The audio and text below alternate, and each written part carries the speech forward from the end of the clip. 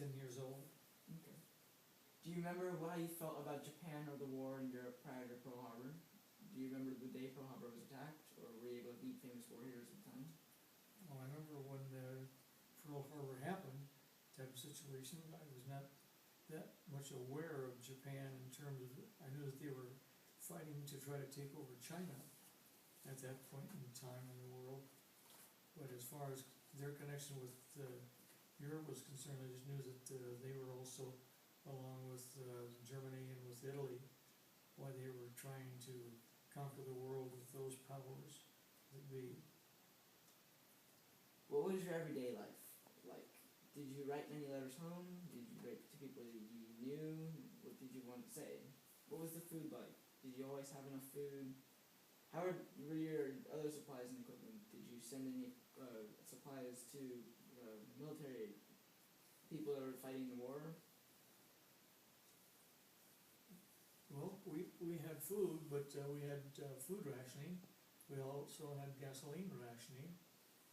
And the average person, if you had an A sticker, you were entitled to buy 10 gallons of gas a week, type of thing. Now, if you worked for the government and for the war effort and so forth, there were different classifications. So, if you had to travel for something, for some reason, for a war effort, you got more gas to use.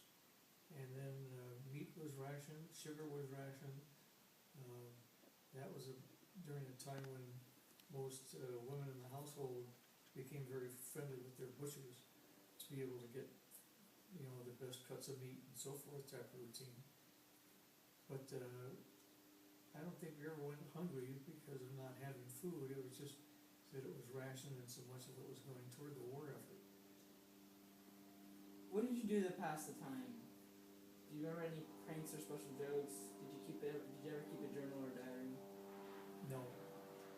No, I was gonna say, as far as anything was concerned, I just mostly read the newspaper type of thing, or listened to the radio as far as news about the war was concerned.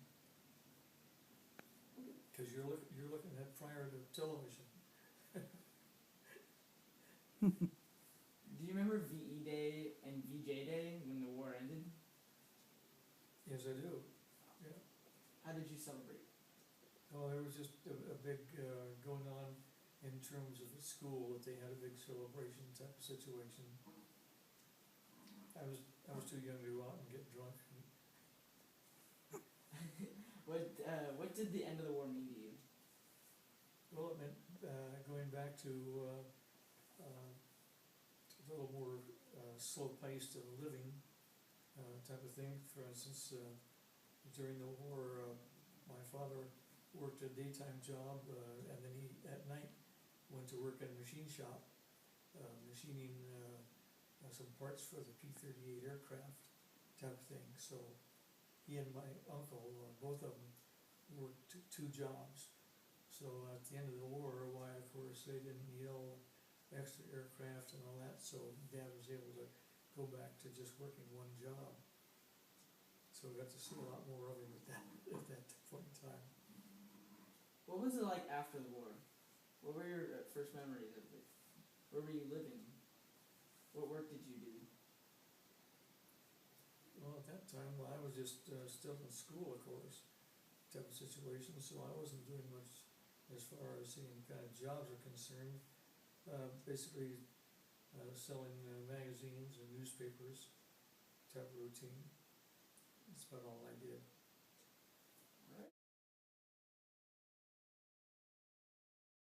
Main submarine launched a 2-man sub, and they came up here off the coast of California, right up here by an area called Rincon. As you go up 101, it's just down below Carpinteria, and they fired some shells into the hills there. They were trying to hit some of the gasoline and oil storage tanks that were up in that area at that time. They didn't hit anything, but they basically actually came and got on our shores. So it was kind of interesting when that type of thing, it got to that stage, type of routine, because they actually had some blackouts here in Los Angeles. Pearl remembers over there in, what was it, right at 5 Points intersection in Burbank, where Lockheed Aircraft was over there. Yeah, my aunt told me about that. Yeah, why they had a lot of camouflage over the actual buildings, and this was, well, you'd call it like a painted tapestry type thing that they painted on I don't know what they put it on. Must have been on some sort of a fabric and so forth. That they covered the buildings with that, and all the intersections, and at one major intersection over there, where they had any aircraft guns sitting there to just be careful if possible they're attacked by Japanese aircraft. And they used to have what they call barrage balloons, which are nothing more than like a blimp type of thing tethered on a big cable. And if they had any indication that there were any aircraft in the enemy aircraft in the area, where they'd let these things go up in the air. And of course, most of the aircraft during the Second World War were nothing more than just prop-driven planes. So if these guys ran into these cables and so forth, it would wind up in the propeller, right, and down the aircraft. So they had a lot of these barrage balloons around here and around the aircraft here and in down in Long Beach.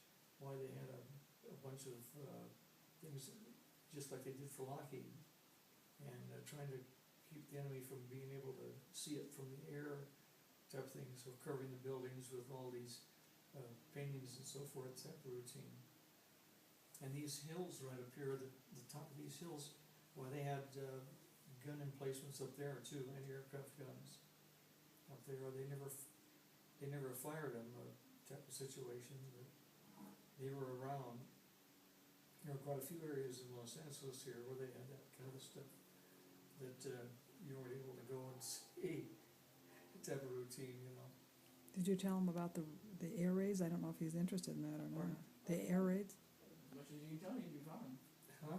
Oh, about As much as you can tell me, you'd be About the awesome. air raids and and how you had to black out the windows and stuff? Oh. See, he wouldn't know any of that.